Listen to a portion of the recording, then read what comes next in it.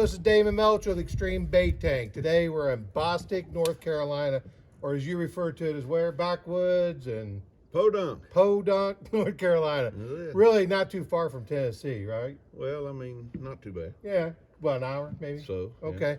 And this is ProStaff Jason Spence. Jason, how you doing, man? I'm doing good, Damon. It's good to see I you. tell you what I like about our ProStaff team. We're up to 29 ProStaffers, and what we're about to go over and going to show you on these new 2021 tanks is really a result of having guys like this on the team. So, Jason, let's just go over. Well, first of all, you've been with us for going on 3 years now, That's right? But you've been in the bait tank business Long time. long time. Bait business, fishing. That's right. Got your own charter. That's right. You fish multiple lakes. I do. Right. Who's your charter? The name of my charter business is Two-Fisted Fishing Adventures. Two-Fisted Fishing Adventures. And I'll put some contact information for Jason on here when we're done.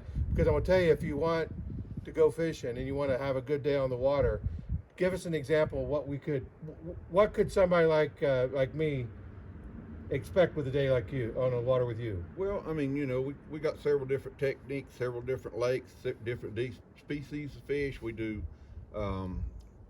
catfish, we do hybrids, we do spots, we do crappies. Yep. Daytime, nighttime, live bait. You know, it's certain times of the year it's a mixed bag. Like now, you drop a good wiggly herring down there, you may get a flathead, you may get a blue catch, you may get a 2-pound crappie. It just depends on where. So everything you just mentioned, is that all live bait? All live bait. Yeah.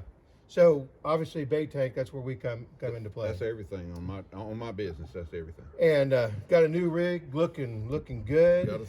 But we were just sort of looking at the 2020 tank. That's right. And kicking the tires on the 2021. And I actually made a list. I know we had 13 things that we talked about. Yeah. But changes. And none of these really have a direct impact on the bait, but they do have a direct impact on the quality of the tank and the user friendliness to the owner of the tank.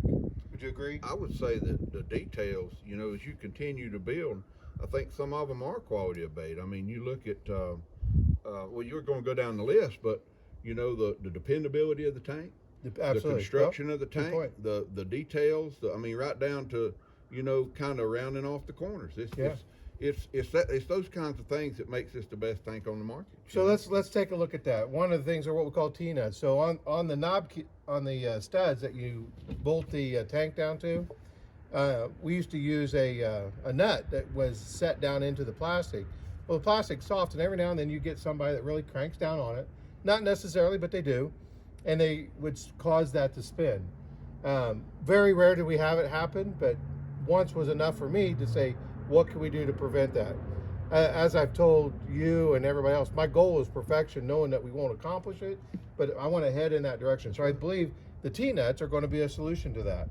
We talked about putting an extra weld in there on the wall that separates, we call it the demising wall, between the bait and the filter area, because you got some pressure when you're taking that manifold off, and some guys, maybe a little harder than others, may cause that weld to fail. So now we do a triple weld on that. I just don't see how that's even possible. We use Kirby clips. So we were using in the filter compartment from when we line the hose from the pump to the directional flow with that Venturi in there, we were using stainless steel hose clamps. But I mean, as we know, stainless steel isn't necessarily mean it won't rust. That's right.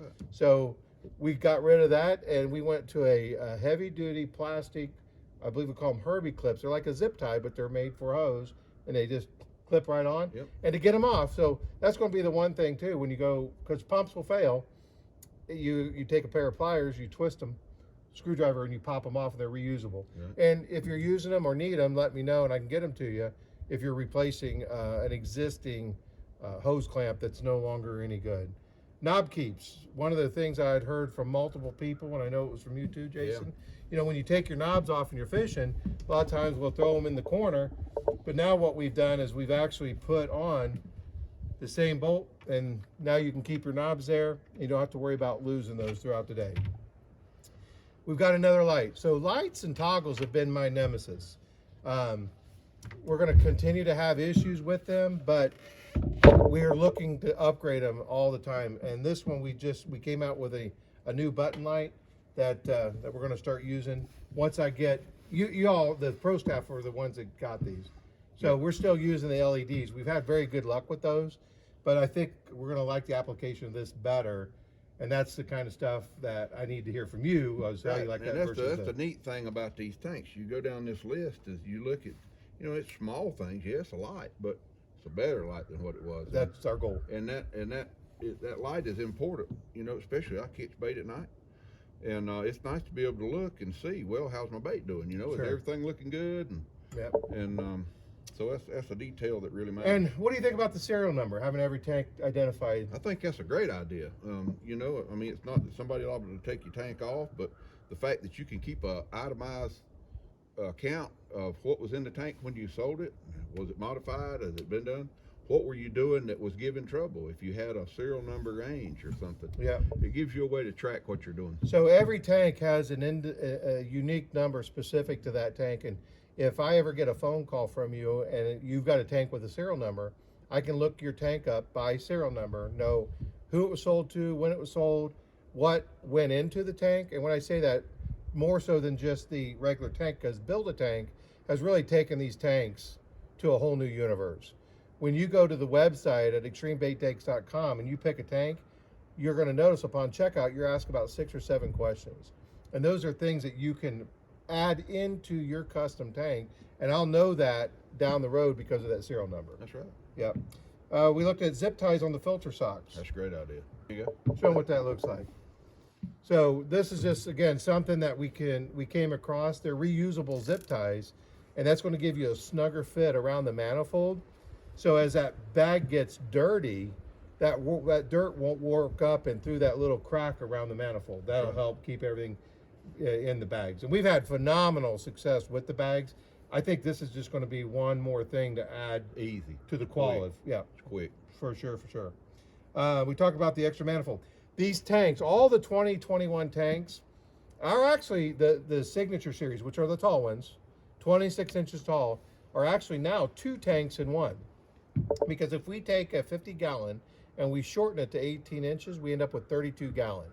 Well, what we've done in these, and I'll show you a clip on this, but we put a watermark in there for 32. Provided him with a smaller stack and a different manifold. So what he's able to do is drop this manifold down with the filter socks, and he can run less water versus the 50-gallon. Now, what would be a purpose of somebody wanting to run less water in a bigger tank? Well, if you, let's say that you're, instead of having 4 people on the boat, you're not going to have as many baits, so there's no reason to load your boat down. You got more people on the boat, more weight on the boat. For me, the reason that I short stack is that I have a pretty good drive to some of the places. I keep bait at the house, so I can load my tank up, put 30 gallons worth of water in there that's going to get me to the lake, and I don't have to transport as much water. And then I can top it off when I get there, or bring it if I'm bringing bait home, See, and one of the things that you do too, because what I'm learning is when you transport bait, I would have thought fuller tank would be better for the sloshing, but you've actually come up with something sort of a Yankee engineering. That's right. As a baffle to help minimize the sloshing around. Tell us what that is. So the head space in your tank allows the water, as you travel down the road and you brake and you accelerate and you move around, and it beats your baits up. So I've got a pool float, just a round, regular old 99-cent pool float. And it's like a donut. That's right. And I just kind of inflate it to what I need it, and I slip it down in there, and it just takes that headspace up, so that there's no room. So when you put the lid down over that's a filler for that airspace, so that water doesn't really have any place to go, does it? That's right. And Chris Bolt had done, we were looking at building one. This actually, I think, compared to what we've come up with, is even better, just because it's something that it's not another piece. You can fold, you take the air out, and put it takes it in up the no rod box. space. That's right. And you can also adjust it You can. from a 35 to a 50, depending on what size tank, you're going to run it. by how much air you put in it. That's right. So awesome. So think about that. If you have a sloshing issue, and we're getting more and more of these tanks to go offshore, where I know they've got a different water condition than what we do on freshwater. I mean, we'll get into some rough water, but nothing like that. Nothing like that, right? So if you're offshore and you're looking at those big crushers, look at something simple as this through Walmart for $1, and that'll really help your bait. Yep. What else did we look? Oh, on the manifolds, we started just another little touch on this, where we had to have the T for these bags to hang off of, Right. but the water was just coming out of both sides. So we took a stepping bit, we started putting a hole That's a great idea. into the bottom of these T's, Yeah. so that the water has got a more direct way into the Well, bag. use the more you saw. And the quick connects. Now I know you last year in year 2020, you were one of the very first ones to have quick connects. Yeah. There's pros and cons to that. So the pro is the cleanliness of the tank. It's clean. Plug it right in. We put some grease in there to help prevent from corrosion. But one of the negatives is if you look at how he's here, if you got somebody walking, it's easy to catch that. It is. And as far as a tank builder, like I am am concerned, we had to expand an area of that wall to be able to get that component in there. And so putting that somewhere else right now it's not feasible. So that's until we can find a way to improve it, which we will. Sure. One of these days, That's just like next year. everything else. You know, that's next year. That's what we got.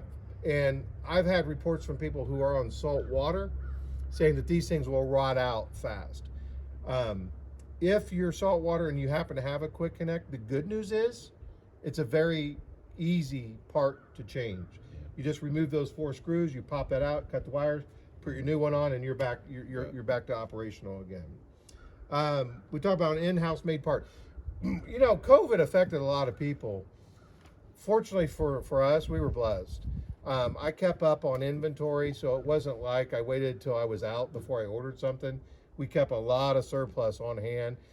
The orders took longer to get in, but in the meantime, I had supply to work from. Yeah. But there was one part, it was one of these directional flows, they just disappeared.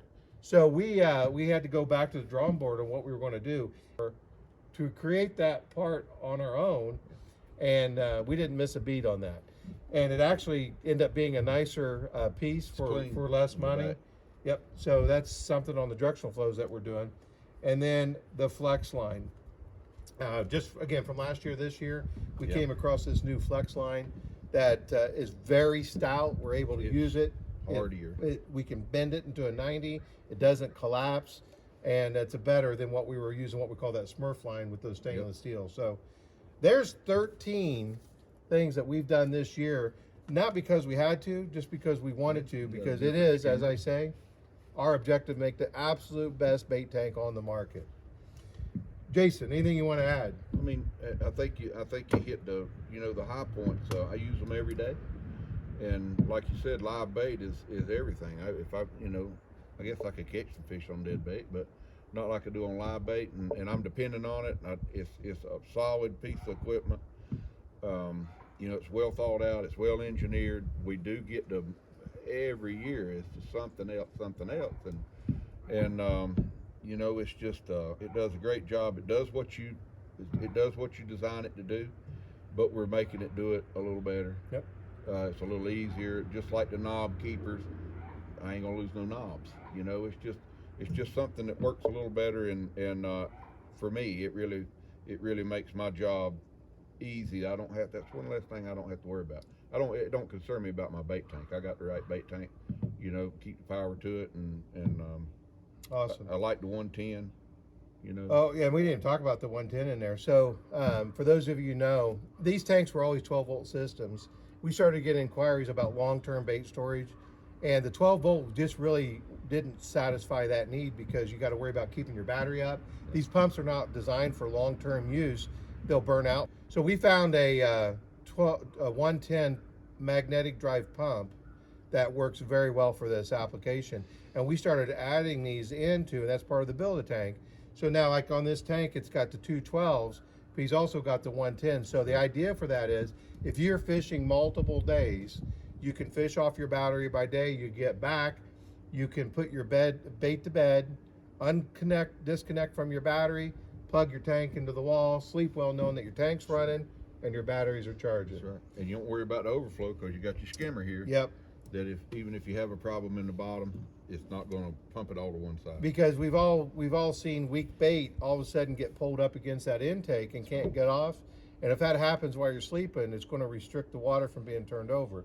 So the skimmer was really a design as an emergency overflow because that water's still going to push over, That's right. but it's not going to come back. Well, as that water rises, that skimmer gives that water a place to go and still get filtered. So again, when you wake up, you fix your problem. That's a big difference from waking up to a dead tank, right?